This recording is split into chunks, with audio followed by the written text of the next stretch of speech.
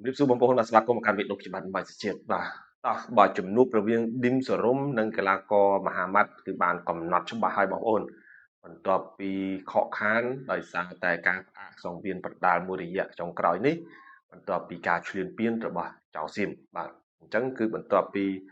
មានបទឈប់បាញ់មកឃើញថាកម្មវិធីប្រដាល់មួយចំនួនបានកំណត់ឡើងវិញហើយក៏ចាប់ផ្ដើមធ្វើឡើងវិញដែរឌីមសរុំនិងមហាម៉ាត់នឹងត្រូវជួបគ្នានៅថ្ងៃទី11 ខែមករាឆ្នាំ2026នេះនៅសង្វៀនហង្សមាសដែលរៀបចំឡើងនៅជីបម៉ុង271បាទជីបម៉ុង271អ្នកទាំងពីរនេះធ្លាប់ជួបគ្នានៅកាលពិធីបុណ្យអុំទូកបាទដោយឌីមសរុំគឺជាអ្នកទទួលបានជ័យជំនះដោយពិន្ទុទៅលើមហាម៉ាត់ដែលធ្វើឲ្យឌីមសរុំមានការចាប់អារម្មណ៍កាន់តែច្រើនខណៈដែលកីឡាករលំដាប់គីឡូ51របស់កម្ពុជារបស់យើងគ្មាននរណាអាចយកឈ្នះមហាម៉ាត់បានទេដូច្នេះឌីមសរុំគឺជាមនុស្សទី1ដែលបានយកឈ្នះមហាម៉ាត់ហើយអ្នកទាំងពីរក៏បានគូកគ្នាជាបន្តបន្ទាប់រហូតដល់ហង្សមាសបានហៅ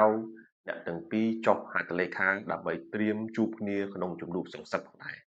អញ្ចឹងថ្ងៃទី11នេះបាទអ្នកទាំងពីរនឹងត្រូវជួបគ្នាហើយបាទត្រូវជួបគ្នាហើយបាទបន្ទាប់ពីកិច្ចសន្យាបាទផ្សេងគឺបានព្រមព្រៀងរួចរាល់អស់បាទយើងនិយាយអំពីការជួបគ្នាលើកទី1ដែលធ្វើឲ្យឌីមសរុំឈ្នះបាទទី1គឺឌីមសរុំជាប្រភេទកីឡាករដែលវាយបច្ចេកទេសល្អហើយបច្ចេកទេសគឺគាត់វាយលឿនបាទគាត់ល្អកម្ដាប់ដៃបាទហើយគាត់ល្អក្បាច់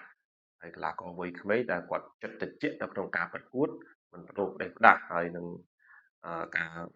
ប្រើបច្ចេកទេសក្នុងការឆ្មក់យកពិន្ទុបាទដែលធ្វើឲ្យអាចទប់ទល់នឹងឈ្នះមហាម៉ាត់បានទោះបីជាមតិខ្លះគាត់ថាមិនសមឈ្នះប៉ុន្តែមតិខ្លះក៏ទទួលស្គាល់ថាឌីមសរុំពិតជាឈ្នះ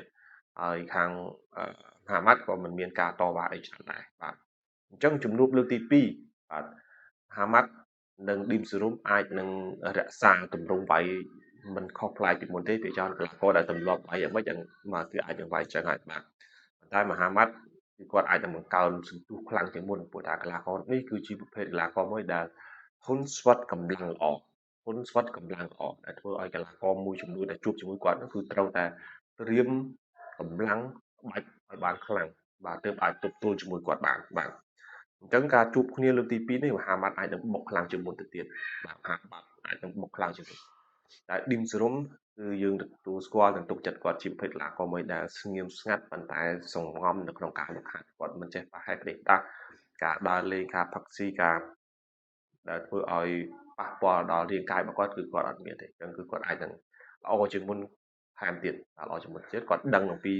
បៀបនៃការវាយបន្ថែមទៀតអញ្ចឹងលើកនេះគឺអ្នកទាំងពីរអាចនឹងប្រយ័ត្នច្រើនជាងមុនមហាម៉ាត់ក៏មិនអាច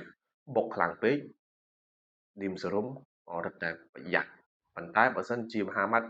មិនប្រើក្បាច់បុកខ្លាំងពេកទេគឺភាគរយគាត់ចាញ់ឌីមសរុំកាន់តែច្រើនព្រោះថាឌីមសរុំជាប្រភេទកីឡាករឆ្មក់យកពិន្ទុមហាម៉ាត់ជាប្រភេទកីឡាករបុកវាយប៉ុន្តែបើគាត់មិនដេញវាយទេ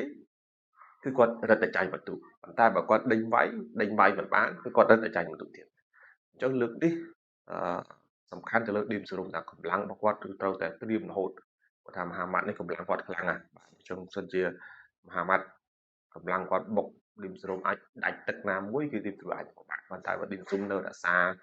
កម្លាំងរបស់គាត់គ្រប់ទឹកបានគឺឌីមសរុំនៅតែអាចមានឱកាសក្នុងការឈ្នះពិន្ទុអញ្ចឹងលើកនេះគូនេះខ្ញុំ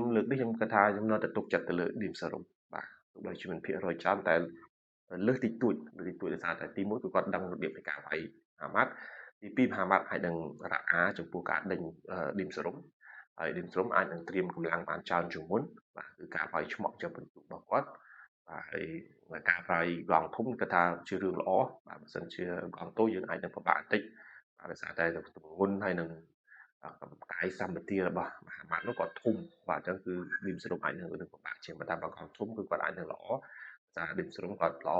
លក្ខណៈសុខភាពដែរអញ្ចឹងគឺគាត់អាចនឹងវាយឆ្មក់យកពិន្ទុបានច្រើនបាទអញ្ចឹងគូនេះជួបគ្នានៅសង្វៀនហង្សមាសបាទថ្ងៃអាទិត្យសប្តាហ៍ក្រោយនេះបាទហើយបងប្អូនទៅចូលរួមទស្សនាបាននៅជីបម៉ោង2.1បាទ